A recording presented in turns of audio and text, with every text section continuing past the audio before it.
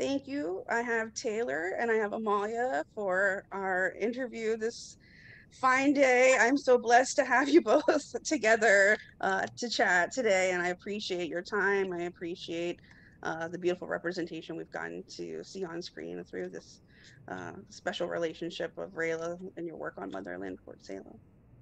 Thank you so much, Lisa, for having us here. Thank you, Lisa. It's the place to be virtually with you for this joint interview.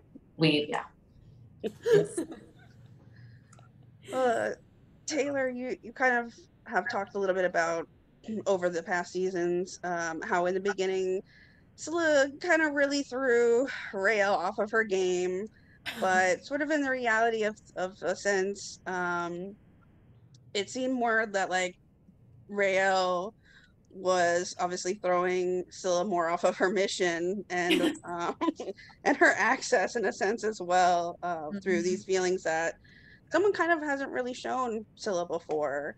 And I wanted to ask, how did this kind of end? How did this end up shaping the relationship and romantic dynamic that we get to see develop over these last 3 seasons, these core 3 seasons?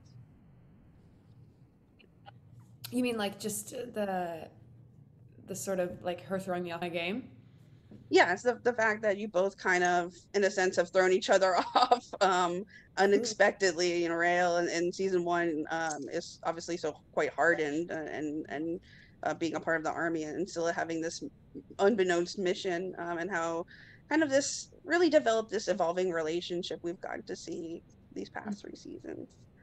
I mean, Amalia, I think, really took initiative with that tool. Like, even from the get go, I think in the audition room, Amalia really,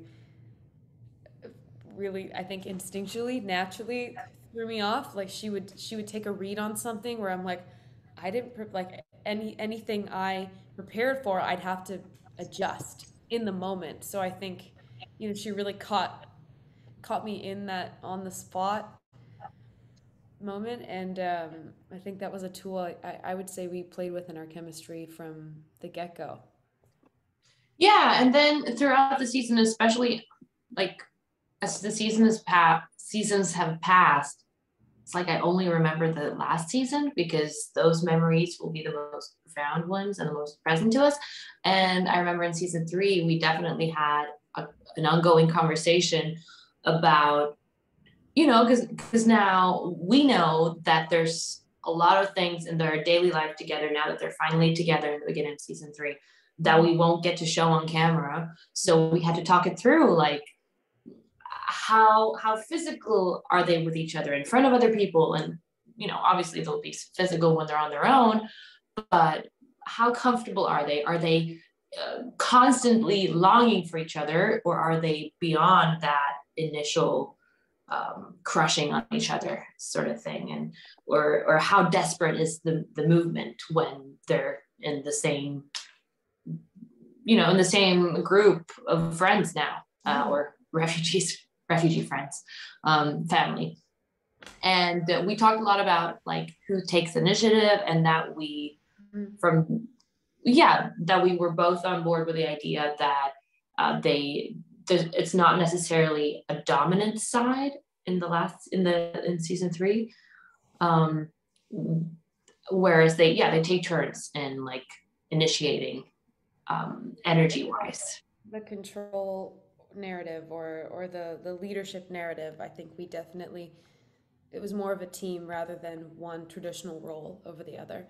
But yeah, just that general tool of spontaneity, I think was the foundation for the relationship. I think that was where we found the most play, the best pockets of momentum, and just constant surprise. There was, using that tool, it sort of deprives the chemistry of any predictability, which I think you always get a fun result from.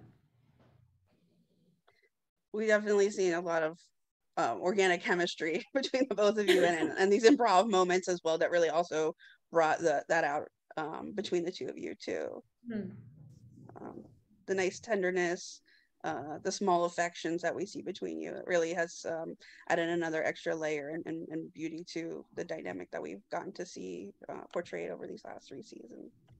Totally. I mean, that's something Amalia and I have talked about a lot too, is our own sort of interpersonal relationships and what makes us feel safe in our personal relationships, and what are our love languages, and using these as tools to make something that felt honest for both of us, I think. And it's hard to genuinely display the most intimate way you could know somebody. Like, that's a very, very deep place to investigate in a person. So it's fun to play with, but yeah, to do it honestly, I think it requires a lot of commitment to the other person, just like a real relationship would. Yeah, and also because, like Taylor was saying, we were talking about our love languages and how I'll speak to you in one love language, but if you don't respond in that same, I'll have to readjust. Still coming from where I'm coming from, and we had a lot of fun with that. And for example, something that would intimidate me in real life, I might have made a creative decision that, like, that's not going to intimidate Scylla. And so, but in all that, if something like that happened, like for example,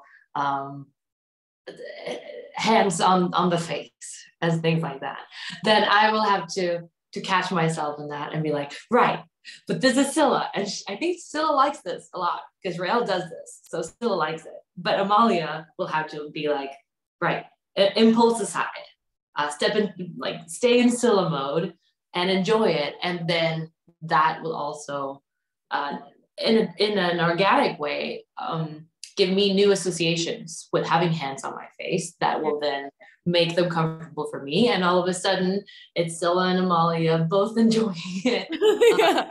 Yeah, because I think, I mean, for you as an artist, it can be a bit like distracting, right? Like if I'm doing that sort of thing, but it's so interesting, your take on that, and just really stepping into the present and just like enjoying, being like, my character enjoys this.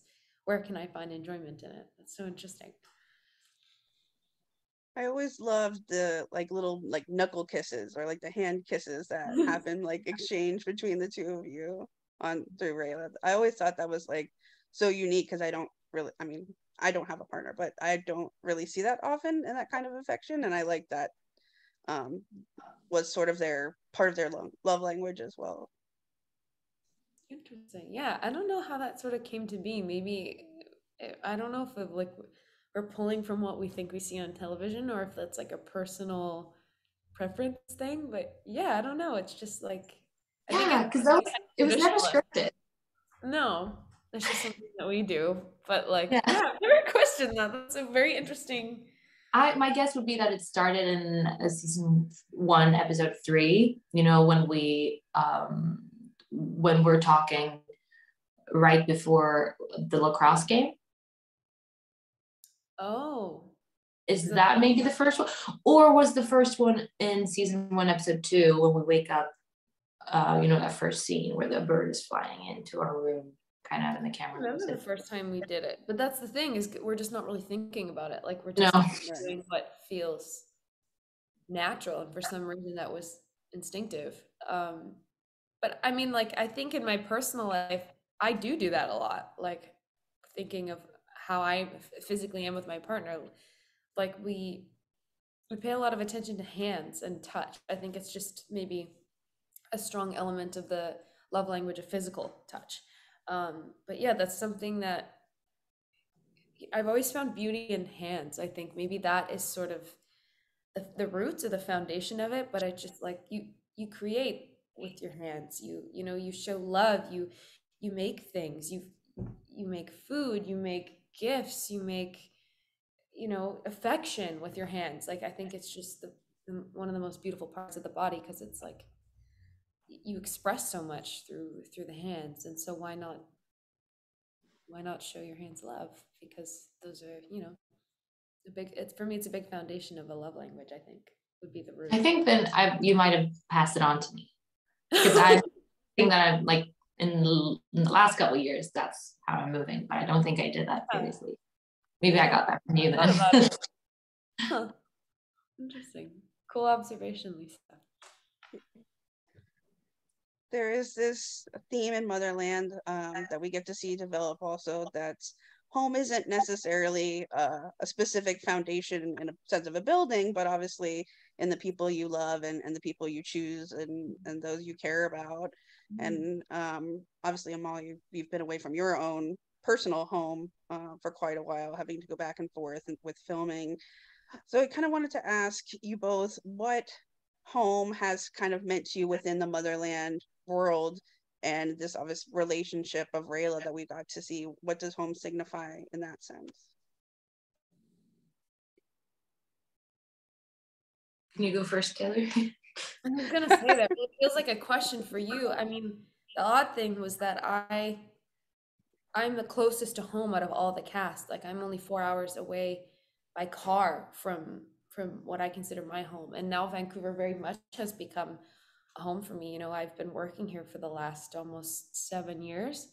So I've sort of established a home here. But like for you, you were completely transplanted from everything, you know, your family, your all the people that you keep close to you and just Yeah, that it's funny though, because to me, it's like, in a way, I knew that when signing on for the job, right? That I would move away. Not move away like COVID made us really move away. yes. But for you, it must be very different because you didn't necessarily mentally prepare for that. You were mentally prepared to have a 4-hour car drive and then you'd be with your family. But because of shooting schedules and COVID, you weren't able to go home, which it must have like, it's a different kind of mental pressure because they're so close, but still you can't go there. Yeah, that was the thing. You know, we would have to ask permission from the studios because of COVID laws that, you know, and they would have to sort of check in what was going on in LA versus BC and decide if it was worth the risk. And, you know, during COVID times, it just wasn't. So it wasn't really an option for anyone to go home, which was very strange to be so close but yet so far. You know, it didn't matter the distance at that point, which yeah, it was weird. But I mean, that was where I think we really relied on each other. I think, you know, we were like, okay, if we don't work as a team to show up for each other and be there, then we're gonna be miserable. The whole thing falls apart, and then, you know, we have no network. Yeah.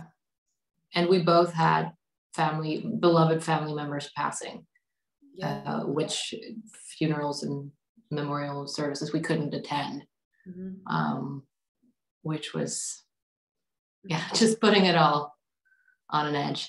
I don't know how to answer the question really more than that kind of reasoning around it. Yeah, we were just really there for each other and, you know, picked our pockets of intimacy and the people who we trusted with information and just leaned on those people and then tried to do the best work we could so that you know, when it came out, we could all connect and be together again. Yeah. You both have kind of separately talked about, since we haven't had the pleasure of doing a joint interview between the two of you for quite some time, you know, talked about this beautiful bond of friendship as well that has kind of developed. And to watch, or at least to learn more about your friendship between things that you kind of share socially through tweets or you know, through beautiful photos, it's kind of like a window to your hearts or a window to your feelings in a sense. And so I wanted to talk a little bit about that as well, and how this series has kind of also really cemented cemented this beautiful picture that you both kind of maybe carry of each other together as a friend from being a part of this romantic relationship and you know, freeform series. I'll let you start that one. I don't know if I got the question, but if it's something along the lines of like, no, sorry, I didn't get it. I mean, I've talked to Taylor before, and she's you know, mentioned like how you went out of your way to take care of her or make sure that she was, you know, taking care of herself in various, you know, circumstances and things. And you know, the beautiful photos that you guys have kind of shared over the past seasons, and of course the iconic video of you two singing together. We've gotten to hear a little bit about each other from those separately, but I wanted to ask, you know, kind of together what you kind of revere or a quality that you admire about each other in that way. Oh, you want us to gush about each other and talk about it. You want us to brag? Are you asking us to brag? Because that's not polite. So, wow. well, you know, obviously, I'm blessed with one of the most kind and open-hearted co-stars that there could ever be. And my role wasn't supposed to be as big as it turned out to be, but I think part of why it did grow bigger was because they liked how Taylor and I worked together. She was the number one on the call sheet, but she's a superstar, like humble wise. Like she's famous in Vancouver, and like everyone in the team, like, how's it working with Taylor? And it's really nice.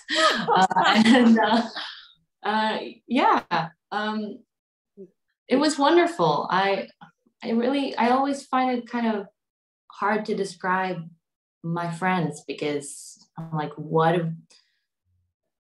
it feels too intimate in a sense, but so yeah, I revere that. Is that the word? I'm very grateful for it, but I also want to say that it's not like there was a very good camaraderie in this cast. I've always thought it was just like, well, I like these people, but you know, I don't know if anyone else is having a good time when it comes to like the big scope of it. But then we would have guest stars who would just be like, oh my God, everyone's so nice. I'm like, yeah, you think so too? Because I really think so. And like, right? Yeah. So yeah, it was nice to have like something that was a bit more like less subjective, more objective. I don't know. Yeah. Like, yeah, just it really was affirming to hear people come on and say like, wow, what a great environment. And we're like, yeah, okay, great. Like we thought so too. That's just super affirming. Yeah, exactly. That's why I'm like, you're asking us to brag. It's exactly. But I mean, like what Lisa was kind of referring to previously was like the day before I got into my car accident, you came up to me and you said, Taylor, I know you. And we were in the convenience store and you're like, I know exactly when you're pushing yourself too much and no one else in this room knows what's going on, but I know what's going on. I know. Give too much of yourself, you don't have anything to give yourself or other people. So rest. And I was like, oh my God, she's right. She knows me like the back of her hand. Like there's something that your intuition is so precious and how maternal and loving you are with everyone. Like you were the caretaker. You were always there for everyone. And like it wasn't until near the end of the show that everyone I talked to about you, I was like, yeah, I have this super special relationship with Amalia. They're like, me too. I was like, when did she have time to just like love the shit out of everyone? Like you were that person for everyone. You were that person that everyone went to when they needed a shoulder, when they needed love, or when they were feeling vulnerable or small. Like you were always there to make people feel big and capable and you know, give the hug that people needed. You were that person for everyone. And that was it. It astounded me because near the end of the show was when I pieced it out and I was like, you're really that person for everyone. And that's such a testament to your heart and how generous and giving you are with your love and your time and your energy. And it's funny because you're that person for everyone because you know the kind of person that needs it, because you are that person also. Like you're that person when you come up to me and say, I know you need rest, it's because you've been in that spot and you're like, I see that. Like, and it's just that intuition that is so precious and fleeting and rare. So thank you for being such a good oh my God and so loving, because you were that person for everyone. Like you were the glue. In excellence, to say, you know, gosh. I don't know if you know this about how many people do admire you from the point, not just obviously as a, you know, co-star, but as a person. Every person who I've spoken with who's obviously again vastly over the season, has said, you know, Amalia took time to give me advice. Like Kylie Brown told me you went to her birthday party and gave her advice about acting and taught her, and Bob told me you did Shakespeare with him in the green rooms. And you know, like there are so many people who really admire you as a person, and has, and Arlen and anyone who I've again interacted with has just said what a pure special soul that you are. And I don't know if you know that enough about yourself. So from somebody from the outside as well, don't get me emotional too, but thank you for being the kind and special person that is so generous and is so kind-hearted and is so loving to anyone you orbit are fortunate to orbit. Oh, and Amalia, by the way, she says like anyone in Vancouver, she asks like asking about me. Anywhere I go else, anywhere else in the world, people are asking me about you. So I was working with Amalia. What was she like? Internationally, I have people come up and ask me like on the street in other places. Thank you so much both for saying all these things. I didn't know you felt that way, Taylor, about the things that you said about like the end of the show. But that makes me really happy because I know both of you like. Well, you know what I do is just trying to lead with my heart on my sleeve, and sometimes you feel very dorky because you're like, you know, the cool kids are hanging out, or people seem busy, but there's just this, like that day when I came up to you the day before your accident, which was just, you know, I was like, oh, what am I doing? Like, who do I think I am getting involved? Like telling Taylor what to do. But I do feel like I was just like, well, I'm a few years older than her, so I'll just live a little longer if you wanna. Your elder sage wisdom. Yeah. But because there's my leverage. We were sitting on this very tight line because we were filming outside a gas station, and so our chairs, the green room was basically in the gas station. And in between these very narrow aisles. Snack aisles, yeah. Yeah. The chairs were lined up in the snack aisle. I'm like, okay, there's like two casts in between. I'm like climbing over their chairs. I'm like, Taylor, you have 5 minutes. I'm just gonna say this very awkward. And she's like, yeah, of course. What do you want to talk about? And I'm like, I don't know how to say this, but are you a little overwhelmed? Kind of. I have this feeling about you. You read my aura. Yeah. We're doing too much. You're just like, we were showing, everyone was having so much fear about, you know, what was happening at home and with their family. And there was just, you guys are all out of time zones too. So it's not like you have that access to just talk to people all day while you're at work. So it was just like, you know, you have to give all your focus there. And everyone was just showing up and trying to be in a professional headspace while the world felt like it was literally on fire. So, you know, I appreciate that so much, you showing up when it's like everyone was just trying to keep a good face on and show up and do their work well, but you read past that, which is a blessing and a curse because I can't hide anything from you. But you're also sorry. No, you're the person that shows up every time, so thank you. My pleasure. Thank you for accepting my always whatever I'm trying to give.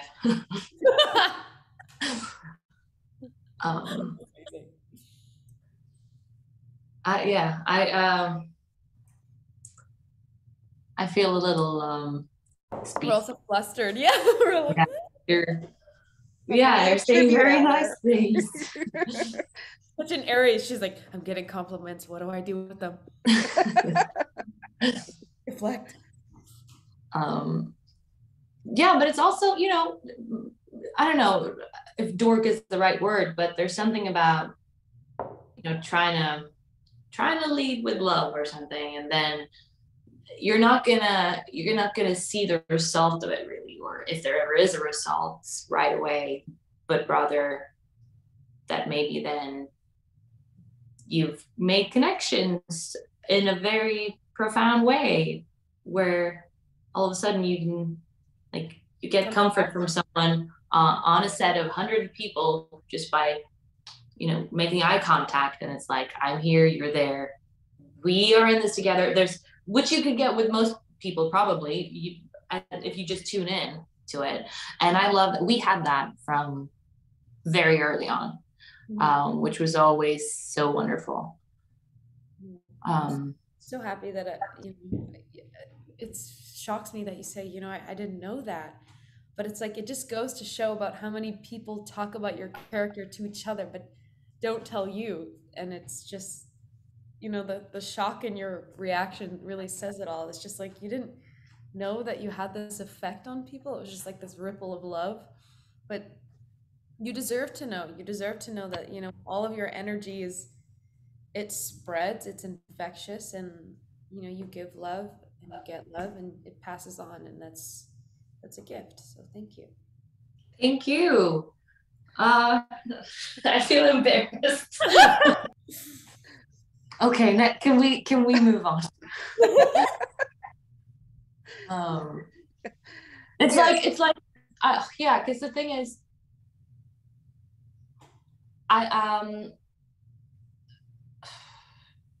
Taylor is very good at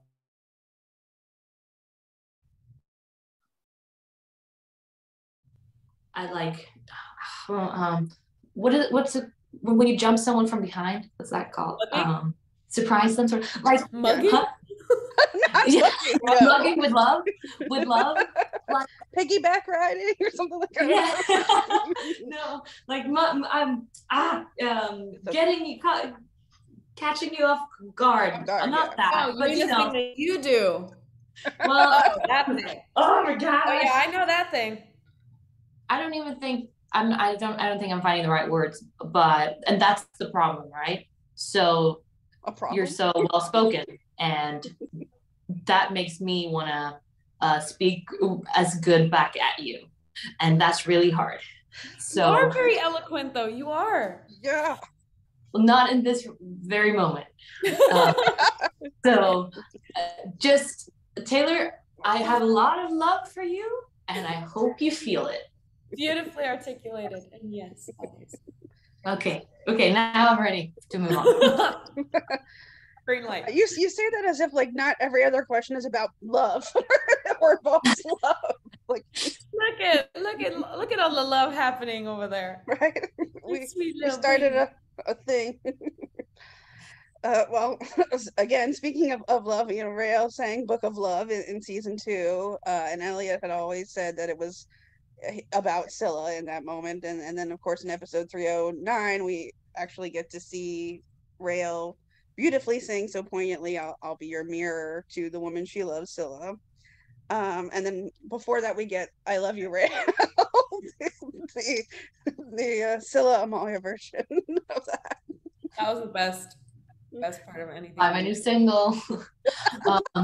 But I want to say, like, Taylor recorded that song the day before we shot it without any rehearsal, basically, and like in a 1 hour session, which is, for anyone who's involved in the music industry, that's nothing. It's incredible that it sounds as good as it does. And it did already on the day of our shooting, because they were, the way they do, because they're going to cut and everything. She's singing it to us on the spot, but they're also playing it on the speakers. And then you're like kind of combining all that. And it is that good. Like there's no fakery in there. There's like production behind it all. It's very limited to my understanding, and like what you see is what we got on the spot. So no wonder there wasn't a single take we didn't tear up. And like, well, especially me, because I was defenseless, because I didn't even have another character to like hold on to. I was stuck looking at this person singing her heart out, and I'm like, oh, like it was too much. It was so beautiful. And I mean, if anyone who watched it, if it moved you, yeah, then please imagine what I felt like. It was tough not to I don't know, melt into a puddle or like move away or like just sit You're still. like under the spotlight. You're just like, I don't. Yeah, because it's like, yeah. Yeah. Yeah. Yes, Lisa, sorry to interrupt. We had We're, that. we're our like one of our love languages is not. I think we've talked about like very conventional. Like we're not super. We're mushy in some traditional ways and then not in others. Like we like a more unconventional approach to things, which you definitely see in our like on screen. But yeah, that was one that we were both like. Yeah, I even saw, I don't know, I shouldn't see those things, but the someone like Scylla's so awkward right after Rael is sung. It's because I felt really like it's just too intense of an expression of love in front of everyone on our wedding day. Totally. It's just like it's really hard to be elegant or chill about that. Like it is very awkward. It's like, thank you. Yeah, but it's like in front of everyone too, you know? Yeah. That's kind of the point of it, you know? Like I'm putting the attention on you because I think you deserve it, and that's part of it is to make you feel like mush. Like Yeah. that's kind of part of the fun or the joke of it. Like it's not meant to be as serious. You know, we're all drunk, and I was like, you know what? You put me on the spot, I'll put you on the spot. But it also sort of talks about us, well, talks, but shows a little bit about like the dynamics as well that has developed over these 3 seasons between the character of Scylla and the unit, of course. You know, going from, so this is Negros, this is High Atlantic, to everybody sitting together amongst this fire and spending this time, however fleeting it may end up being. But it's a testament to sort of that parallel in a sense too, and how much it's become a core, rather than just a three, and the acceptance that there is amongst them for Scylla too. Exactly. Yeah. Yeah, and I thought it was especially nice that that Anacostia was present for that as well, because she's been this relationship's godmother since the beginning, even though she did put us through hell. But then she came around, and yeah, she's always respected the relationship so much. And yeah, She was always there kind of for either person, which is interesting. Like she's had her fair share of shouldering us both. Yeah. Yeah, I mean, there's the scene at the end, sort of the end of the season, where everybody's, you know, talking about Anacostia, and Anacostia has passed away, and you know, Scylla's final line is, she saw the good in everyone. And that's really, yes, the core of Anacostia, but that also speaks to the way that she shaped the relationship that we do get to see between Rayla and as individuals and as a couple. Totally. I mean, like no one like me. I was very unlikable when you first meet Rael. You know, she's quite bratty and she's hard to like, and it was Anacostia through tough love that, you know, pushed her to figure her shit out. You know, she was always kind of being checked or challenged by Anacostia in a way where it made Rael feel like she had to prove something, which was kind of like the first step. Because with Abigail, I think she just felt like, you know, fuck off. But with Anacostia, she was like, now I have to prove. Now I have something to prove. And then through value, and I mean everything she's had done for Scylla is unspeakable. Yeah.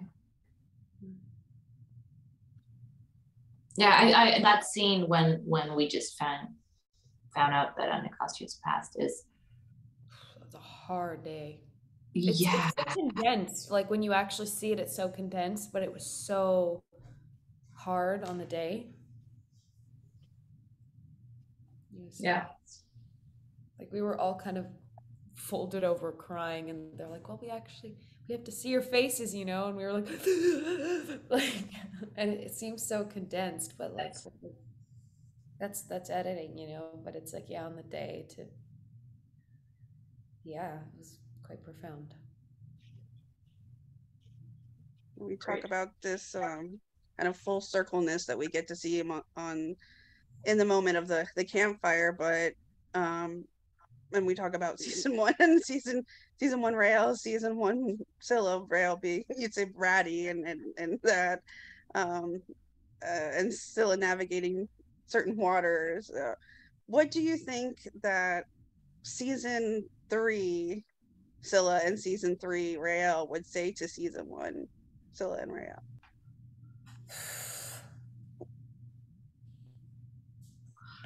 That's so hard because season 3 Scylla wouldn't be season 3 Scylla if she hadn't gone through with season 1 and 2. So what advice could I give her that would, because I don't want to change her action, obviously. So true. So,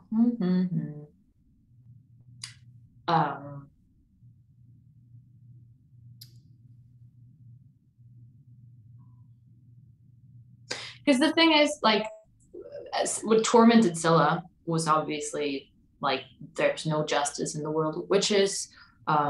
We're not free, and the worry that we'll never be free because of, like, of course I wouldn't tell her in a way there's a bigger enemy out there, or you'll get the girl. But then wouldn't she kind of stop fighting for it?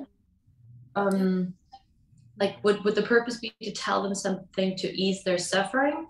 I would say, like, something, I don't know, the most you could say would be something broad, because you don't want to shift something too much, but to be like, trust your path, trust your hurt, it will guide you. You know, like, trust any pain that you feel, because it will make happiness feel greater. Like, it something along those lines. Like, you don't want to change anything, but just to, I guess, employ the trust in yourself, and trust in the want to connect to others. Just, yeah, listen and respect your wants and needs.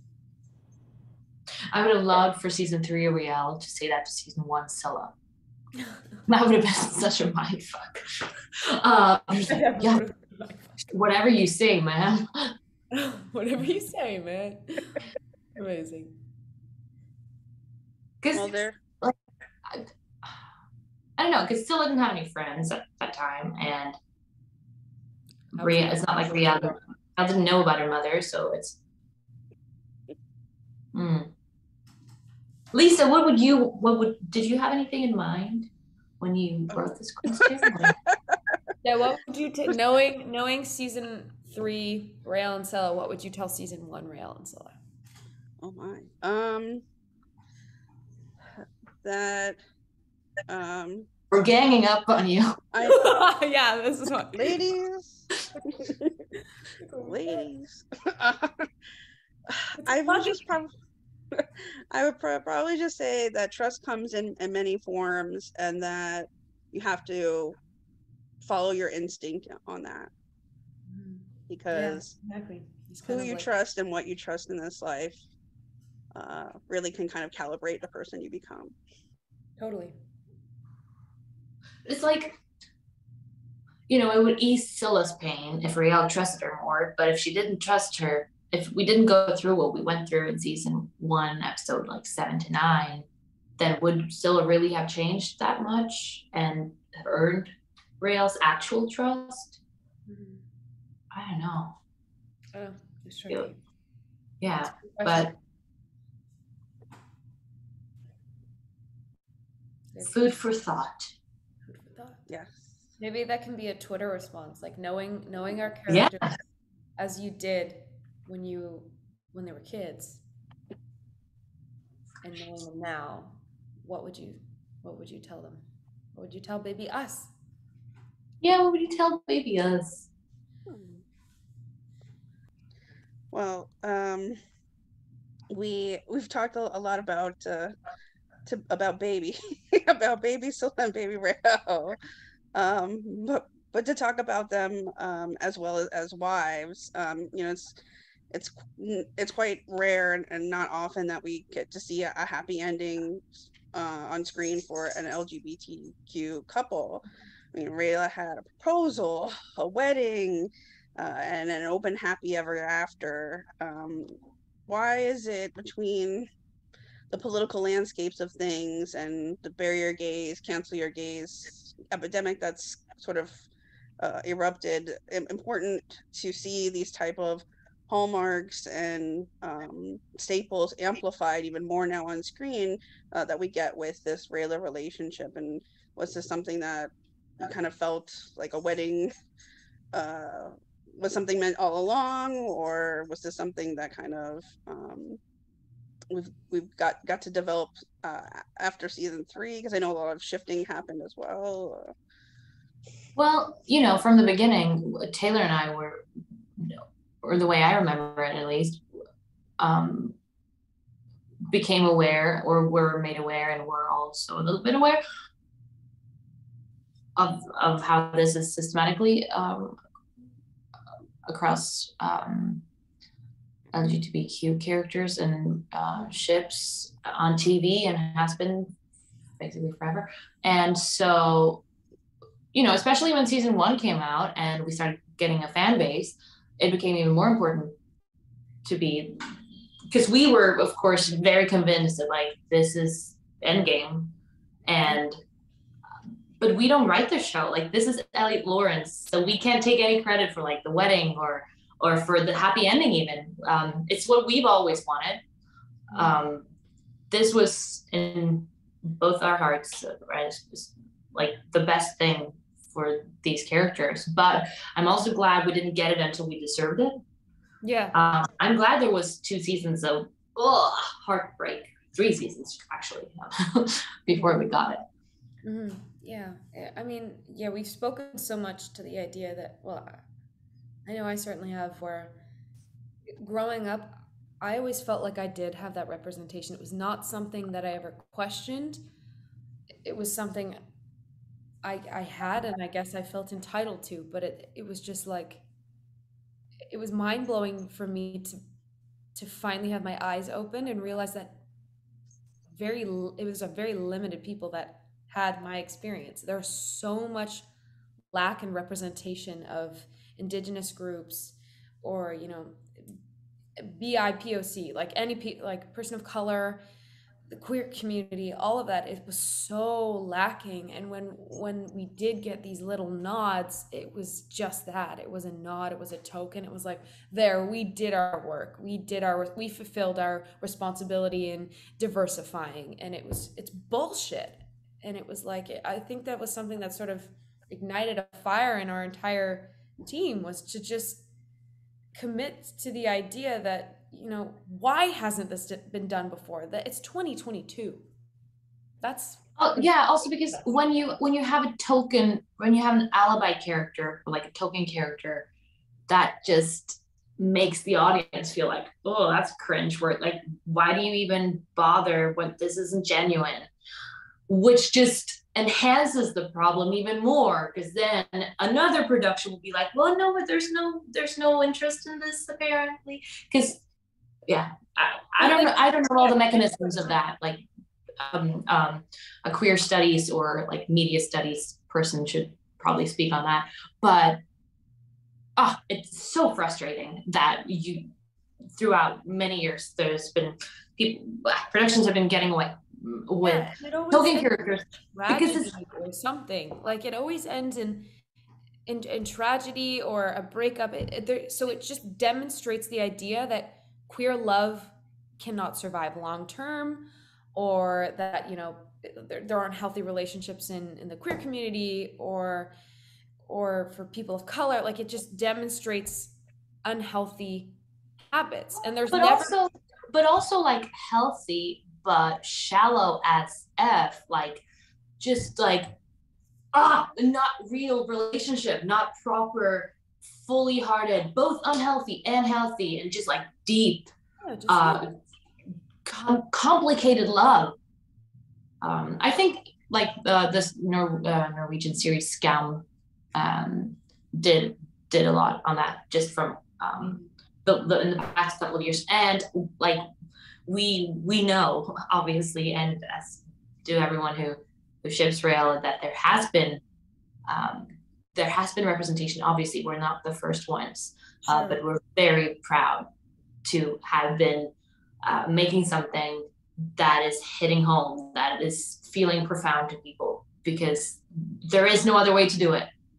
It's just a waste of time if it's not profound.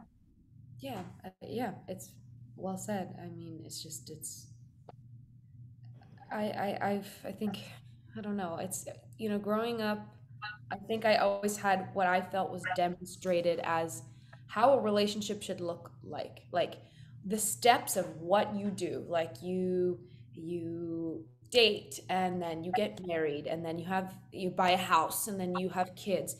And there was no construct for queer people. So they had to invent it for themselves. They had to feel it out. And it's like the more that I become acquainted with queer relationships, I find how different they are and how different the depths are because they had to be navigated separately. It was not something that media constructed for them. And I think there's so much that can be taught to us about our relationships and our love languages and boundaries by seeing these queer stories. And the storytelling of that is so powerful. And I've learned so much more about myself, and it's completely diversified the way that I look at the world and the way that I look at my relationships and my personal boundaries just from opening my lens into that. Like this storytelling is so important for so many reasons and for everyone, not just for the queer community, for everyone. Can you tell we're passionate about it? At the same time, in the world of Motherland, it's not a particularly queer community. Like, it is very binary because, like, Men and that's women. the world that was the way that world was described or constructed, and we've been talking about this in interviews before, but that part of the charm with Briella is that they're not different. Mm-hmm. And that in itself is a liberating space to be in. Yeah, they're not at the same time. Yeah. Sorry, one more time. Oh, I was just saying they're not ostracized for their sexuality, just for the fact that I'm a ticking time bomb and you were a terrorist. Like that was the divide. But it small things for sexuality, which I thought was such a beautiful take on that, to not involve that concept and to just like, I don't know, get rid of some of that heteronormativity. Yes. And at the same time, they do get married. They don't get married, like in a Christian way. It's a very pagan way. But I don't know. I just want to acknowledge that we're not the queerest show around. Like, it's not like we're taking, but that's not the purpose of the show either. I wouldn't say that Rel and Scylla is a particularly, like, I don't know. I don't know what I'm getting myself into. I'm very proud to be part of this relationship, at least, and I find it a little difficult, like culture-wise, because I feel like I'm from a culture and from like a city and a political space where so many of these things are taken for granted. So I don't know how they come out when I say them. I don't want to seem arrogant in any of this. And there's so many more educated people on this matter. It's like, oh, should you always only speak if you're educated? No, of course not. And yeah, all of that. That's the point. Like, we've come this far in being educated from the show and by the people involved in loving, supporting, creating the show. And the fact that we've taken anything away from it just shows what that can do for other people and how it can start a fire or start a conversation. And that's the point I think we're proud of. It's just that it instills the want for more education to do better, to learn more. I think it just makes people a little hungry, and I think that is an incredible trait to have in storytelling. I totally agree with what you're saying. I know, Taylor, in our Zoom party, you mentioned that you didn't recall the vows, but the music's kind of swelled over in that scene, and it kind of sounded like Scylla was saying, like, I vow to be your shelter and your home. Yes. And I think you said to love you till death or something like that. It was. Do you remember it? Oh, well, I think we can. If we do this together, we can remember them. Okay, so here's my qualm. So at the time, that was my first point in Europe where I actually didn't see that episode. And I think maybe if I'd seen it, it would jostle the memory for you a little more. But like I can't. I'm gonna see if I can find it in my. But let's try it. Okay. Do you remember any part of it? I think rail color. I swear to love you unconditionally now and forever, to be your home and shelter. What? And what? To be your home and shelter. All I can think of is like my Sparks. Like Sparks is kind of like Girl Guides or Girl Scouts. Like all I can remember is like, I promise to share and be a friend. And there's like a whole thing, and that's all I can remember. I'm like, I know those are not my wedding vows. Those are your Girl Scout vows. To be your home and shelter. Remember, because we did this. Well, we did this a few times, and most of them we did like every other word, not word, but like every other sentence. To be your home and shelter. To carry, no, to. I'm looking for it, but I don't. Was there like light in the no? I don't think there's. We just got. Did we even get them on email? I think we just got them handed to us. I don't know. That's what I'm thinking. I'm like, I think we might have just gotten. They weren't in the script. Because they were never supposed to make it like they were supposed to be like this. They weren't supposed to be. Right. Do either of you have the ring, or does somebody you know have the ring at least?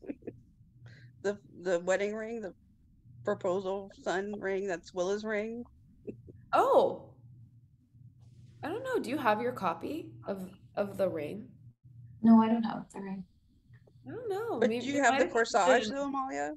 Oh yeah. You want to see it? Really, you have it? Yeah. Yeah. Is you good? You got muted. Did you want to see it? Yes. Sorry. Yes. Okay. Okay. We need to remember these vows. It's very not. It's not. It's just unsentimental, and we should be romantic. Okay. That color. I swear. To love and protect you. Did I say that before? Love and protect you. To be your home and shelter. We said that already. Okay, you're piecing it together. Love and protect you. To be your home and shelter. Was there like light in this? No. Oops. No. I'm letting her take this one because I love that she's very method. I had a brain injury at this point, so I'm just like. To be your home and shelter. I think that we should probably just look at our mouths. And I mean, I could probably make it out if I watched the episode. I think. Yeah, that's how I feel too. But home and shelter is there. Yeah. And love and protect. I think. I think. Anyways, something of those. I'm getting the corsage. Okay. I let her carry that one. I was like, there is no shot. I remember. I don't even remember. I don't even remember being there, barely. I was like, it was so interesting to watch the episodes back and to see how much I forgot, which is a bit alarming. It's crazy. Yeah. How did that feel? Was that rocking? Or a little, but it was also interesting. I tried to make the best out of it because there's nothing I could do to recall the memories, but because I would remember little bits and pieces, but like there's some stuff I was just like, I don't remember doing this at all. This is my life. Like it was super interesting, but I tried to enjoy it more than let it scare me. I think you'll find a lot of material and inspiration for your next script in that experience. I believe it. Thank you. I've never thought of that. I'll start using it. Let me see your. Yeah, just okay. It's here. Oh my god! Amazing. It would have been cool for like My Rael to narrative. give it back to Scylla at the wedding or something. Right? I could wear it as a brooch as we were getting married. Oh, things we should have thought Yeah, of. that would have been nice. That would have been When really did you have that, Amalia? So like, did you have that after or did you have that before? What? After what? Sorry. We were saying like you could wear it at the wedding, so I was saying like, did you have the corsage for like the entire time and you could have like had it for the wedding, or did you get it like after filming and all that? No, I wasn't allowed to have it until after filming. I started asking for it though after episode 5 in season 1. I remember like, that. I remember you only did. thing I want. I remember. So I'm very happy I got it. Taylor, what about this? Like your script could be about how you don't have access to these memories and you're like, well, they're not my memories. Did I live this? And then someone's trying to help you, but they're giving you the wrong memories back. And then you have different people telling you different things. And they don't mean to be malice. Maybe one person does, but you're just genuinely trying to piece it all together. And then in the end, you're like, I guess I'll never find out the truth because I can't relive my life, but I'll have to move on. And I've learned who I can trust or not, or have I? Question mark. Why don't I let you write and direct it and I'll play in it? I was like, Amalia's scriptwriter brain has taken over here. Like, No, hold on, this is here. all I have. Elevator pitch, go. Lisa's like, what's happening? Yeah, I'll come pitch it for you when you're right. I'm like, don't disturb Taylor. She's busy writing. But here's the pitch. I'll collect the funding.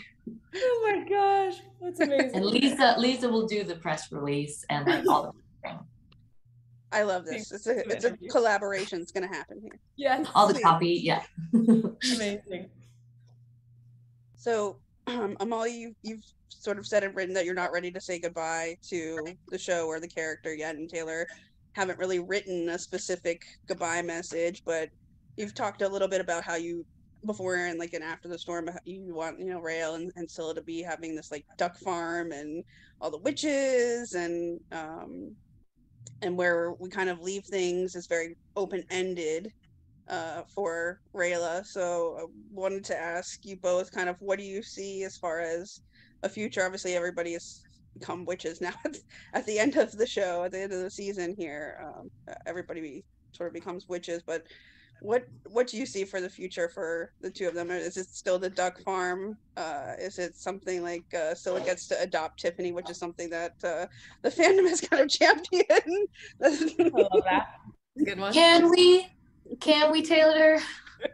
Poor sweet little girl. But yeah, I don't know. I mean, I'm pretty committed to my idea, but I've always wanted lots of ducks and lots of kids. So I would love to adopt Tiffany.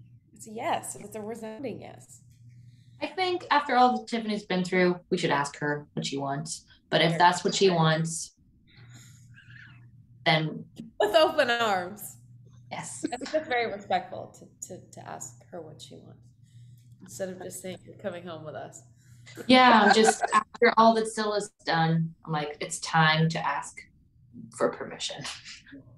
It's time to not just, I don't know, after all that went down with just stealing Tiffany from Kostya, even though we had a deal, that was really cool, even though I knew what was best for her, obviously, and I always will. And yeah. Mama Molly. And Edwin.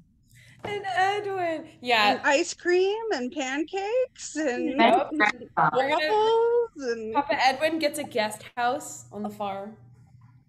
yes. He's gonna be like the nanny for our kids. Grandpa Edwin. He can teach them their schooling. Yeah, I wonder what the military is going to look like going forward. Like, is any of us going to be interested in, using our powers to help secure that, or what's going to happen to the world politics?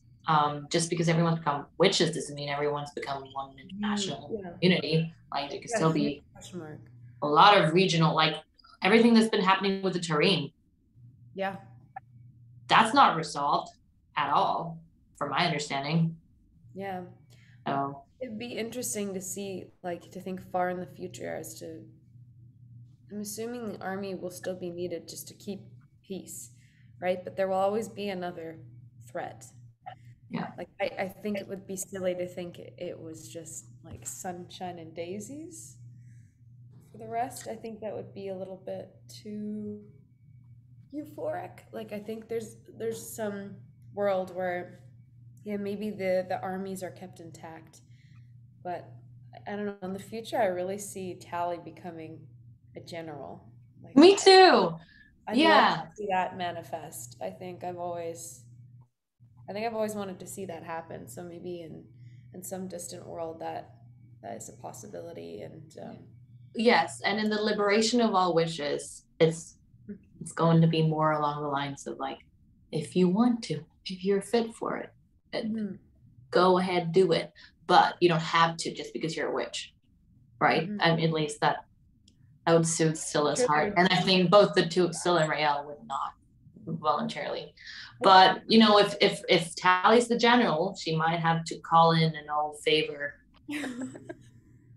like that kind of thing. Yeah, like calling an old favor, get the gang back together. But like Sandra Bullock in Practical Magic, like there might be some people who don't subscribe to magic, and I wonder if that commits like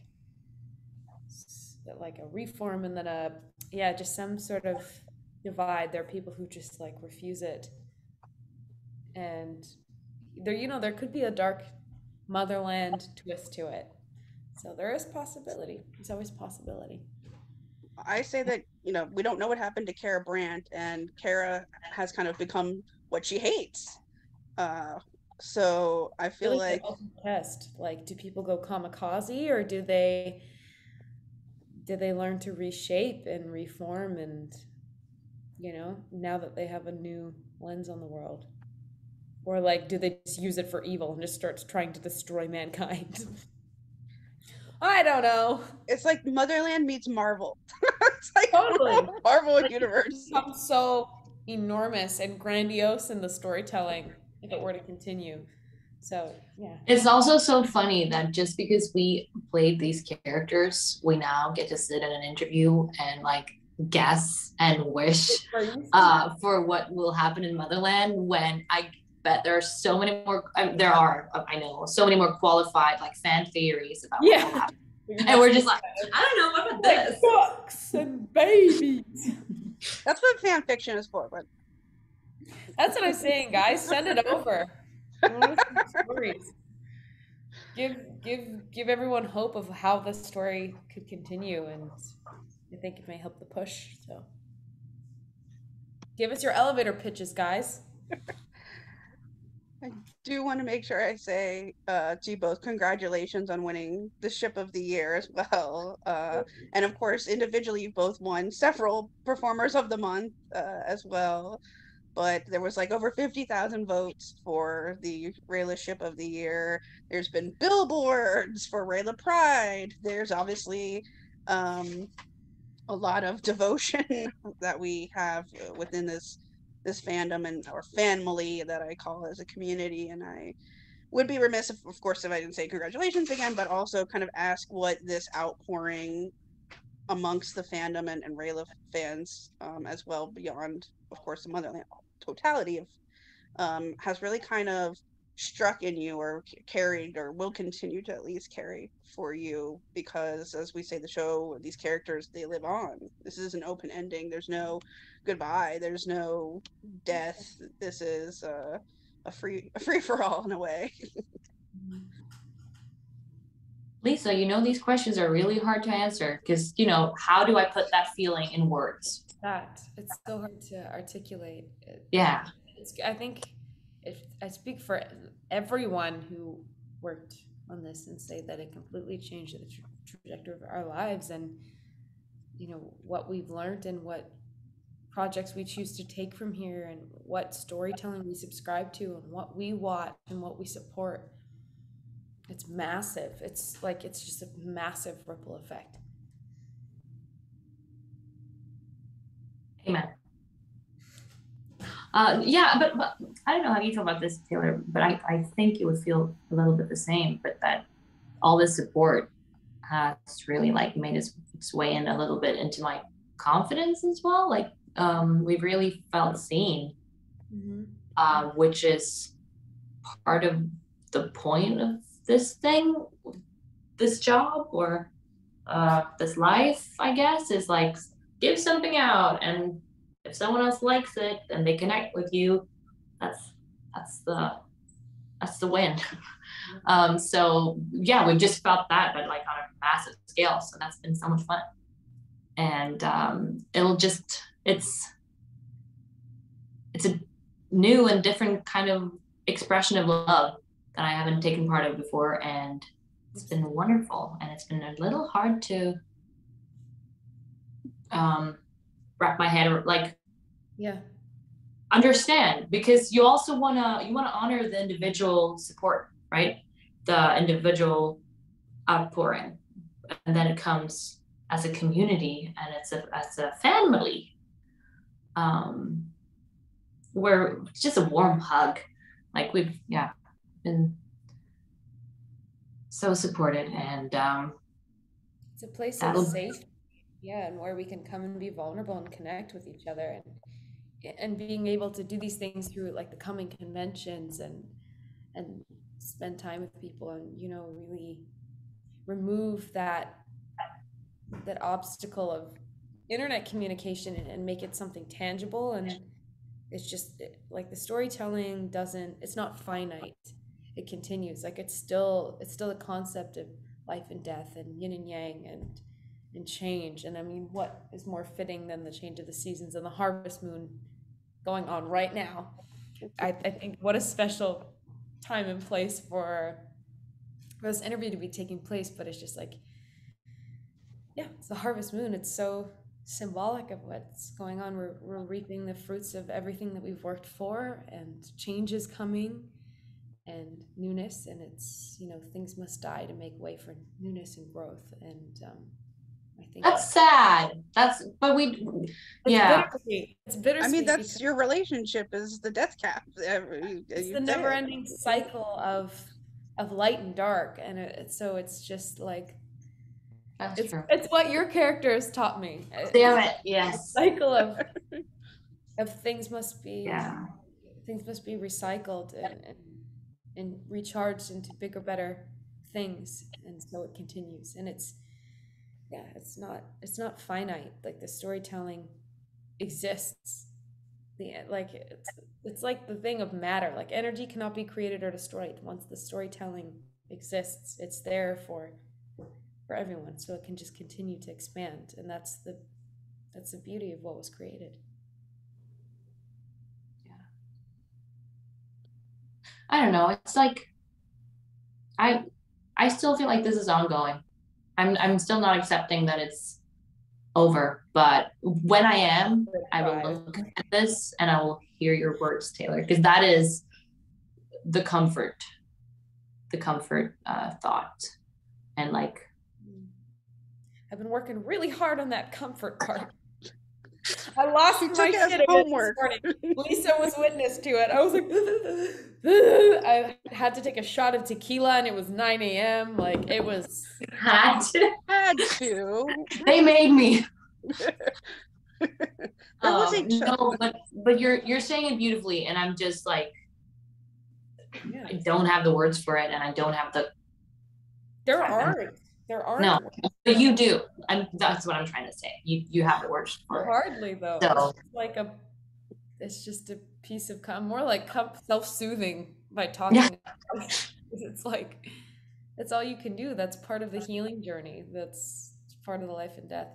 There has to be healing and growth, and definitely. And I would say that it really helped me, at least, to know that our show that Motherland was ending before we started shooting. Sort of that they told us that was very, I don't know, honorable, is that the word? But it was so nice to know that. Like it sucked because then it was like a long goodbye, but But I then think that was better we for had me. that the lens to just absorb everything as it was happening, take in Yeah, every detail and cherish everything. So we really did have that advantage. Like I think that it would was, yeah, it would have like we might have taken it for granted by that point. Like after 3 seasons, we might have just like enjoyed making it like every other time. But it was like, no, this is it. Take in everything, cherish everyone's youth, and remember everything how it is to take with you.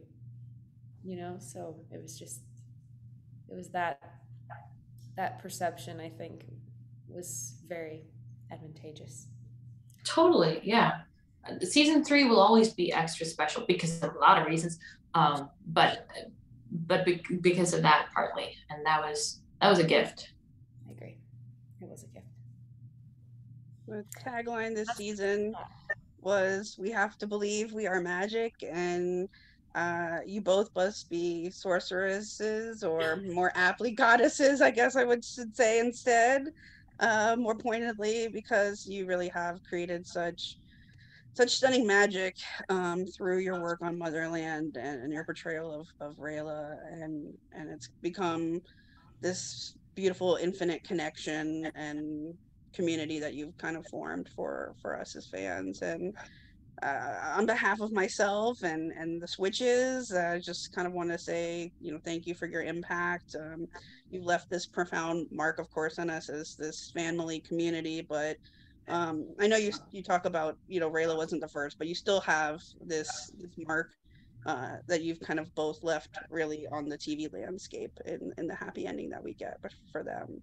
So wanted to say that to you before I say thank you again for our joint interview. It's been an honor for me, a pleasure for me, and I hope you both stay well. I appreciate you. If I haven't said it enough, it's just a special chance for me to share with you both today, and thank you for your gracious time, and for 3 seasons of just beauty, bittersweetness, and the light that you guys continue to carry amongst us. Thank you. Thank you so much. And thank you for taking the time today to give us the platform to reconnect and catch up and just sort of, wrap our heads around I don't want to say the conclusion because I said it's not finite. To wrap our heads around this new chapter. Yeah, Lisa, thank you for everything. You've been the bomb from the first season, and it's just been so wonderful always to talk to you. And yeah, this was so nice. I don't know. I'm always nervous about these things because it's like the show feels the production feels so distant. Just because when you're in it, it's so present, and then when you're out of it, it's not. It's different worlds, which it like. But this way and with the family is how it lives on, and it's been a truly unique experience to be part of that, and it's been awesome. And you played a wonderful and big part of it, Lisa. So thank you for that. Thank you for being a vehicle for us to to schmooze and share our luck and love and share opportunity. So thank you. Cheers to you both. And cheers to Motherland.